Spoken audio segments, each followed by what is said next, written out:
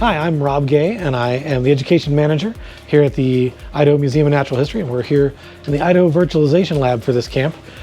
Behind me, we got all these kids working on 3D printing for natural history. And what kids have been doing here has been taking 3D scanned items, or natural history related fossils and bones and things like that, and then applying them to objects that they can use in a fantasy or sci-fi setting.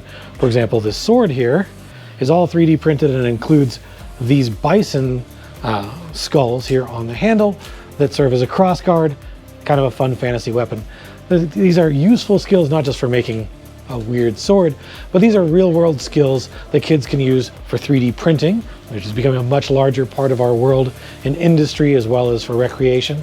And also the 3D modeling skills that they're learning here can be used across a lot of disciplines, whether they're going into 3D animation, 3D modeling for printing as a sculptor, or whether they just wanted to get into some sort of art.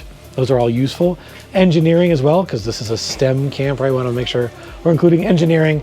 Obviously, a lot of engineering models are done initially in the computer these days, so having an idea on how to manipulate objects in 3 dimensions in a computer program, even if it's not a CAD software, is going to be very useful for them going forward.